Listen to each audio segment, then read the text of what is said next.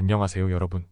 오늘의 기사 내용은 중국의 외국인 유학생 수용 재개와 아마존과 호주의 극비 클라우드 구축에 관한 소식입니다. 우선 좋아요 버튼을 누르고 채널 구독 및 알림 설정 또 잊지 마세요. 여러분의 관심과 지지가 저희에게 큰 힘이 됩니다. 첫 번째 소식은 중국과 미국 간의 유학생 교류에 관한 흥미로운 주제를 다뤄보겠습니다. 최근 월스트리트 저널에 실린 기사에 따르면 중국이 다시 외국인 유학생들에게 문을 열었지만 미국 학생들은 여전히 중국으로 돌아가는 속도가 느리다고 합니다. 그럼 그 이유와 배경을 자세히 살펴보겠습니다. 우선 코로나19로 인해 중국은 한동안 외국인 유학생의 입국을 제한했었습니다. 하지만 2022년 말 엄격한 코로나 규제를 해제하면서 다시 유학생을 받아들이기 시작했죠. 이에 대해 중국의 지도자 시진핑 주석은 11월 바이든 대통령과의 정상회담에서 앞으로 5년 동안 5만 명의 미국 학생을 중국으로 유치하고자 하는 희망을 밝혔습니다. 하지만 현실은 기대와 다릅니다. 팬데믹 전에는 약 1만 1천 명의 미국 학생들이 중국에서 공부했으나 현재는 1,000명 이하로 줄어들 것으로 예상됩니다.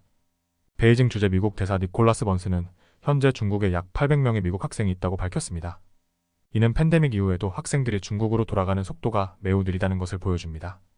중국의 늦은 코로나 규제 해제 외에도 미중 간의 정치적 긴장과 시진핑 주석의 표현, 통제 강화가 미국 학생들이 중국에서 공부하는 것을 주저하게 만드는 요인으로 작용하고 있습니다.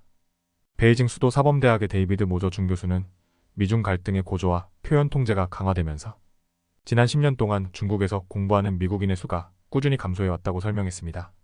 또한 미국 국무부가 발표한 3단계 여행 경고도 큰 영향을 미쳤습니다. 이 경고는 미국인이 중국과 홍콩으로의 여행을 재고할 것을 권고하는 내용으로 이는 중국의 출국 금지와 잘못된 구금 위험 때문입니다. 이로 인해 많은 학교들이 중국 프로그램을 재개하는 것에 대해 불안감을 느끼고 있습니다. 중국은 이러한 상황을 극복하기 위해 다양한 노력을 기울이고 있습니다. 중국 대사관 대변인 류펑이는 더 많은 미국 학생들이 유학하도록 장려하기 위해 여러 조치를 취하고 있다고 밝혔습니다. 그러나 미국 국무부는 중국에 가고자 하는 미국 시민들에게 관련 위험을 충분히 이해시켜야 한다는 입장을 고수하고 있습니다. 지금까지 중국과 미국 간의 유학생 교류 현황과 그 배경에 대해 살펴보았습니다.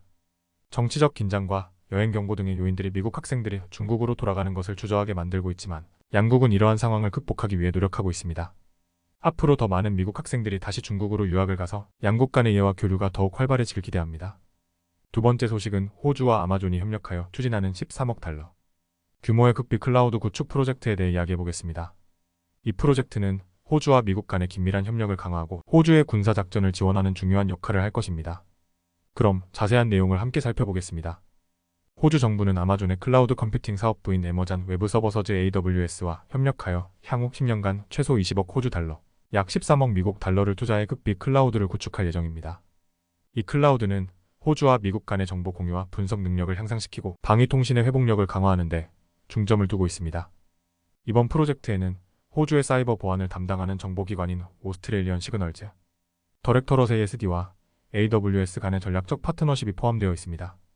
ASD의 레이첼 노블 사무총장은 이 클라우드가 호주의 정보 및 방위 커뮤니티가 극비 데이터를 저장하고 접근할 수 있는 최첨단 협업 공간을 제공할 것이라고 말했습니다.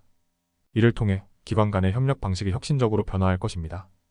호주 정부는 이 클라우드가 인공지능 AI과 머신, 러닝 ML 등 첨단 기술을 활용하여 미국과의 협력을 강화하고 호주의 군사작전을 지원할 것이라고 밝혔습니다. 이는 호주가 최신 기술을 바탕으로 방위 역량을 강화하고 안보를 더욱 견고히 하는 데 기여할 것입니다. 호주 정보기관과 기업들은 2019년 국가 의회를 표적으로 한 사이버 공격을 포함해 여러 사이버 공격의 표적이 되었습니다. 사이버 보안 전문가들은 전 세계적으로 사이버 공격이 증가하고 있으며 이는 막대한 리소스를 낭비하게 한다고 우려하고 있습니다. 특히 미국 관리들은 중국의 정부, 민간 부문, 중요 인프라의 가장 큰 사이버 위협이라고 보고 있습니다. 베이징은 이러한 사이버 공격에 대한 관련을 부인하고 있지만 여전히 긴장이 계속되고 있습니다.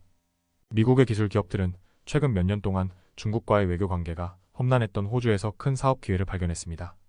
마이크로소프트는 지난해 10월 클라우드 컴퓨팅과 AI 인프라를 확장하기 위해 향후 2년 동안 호주에 10억 호주 달러를 투자할 계획을 발표했습니다.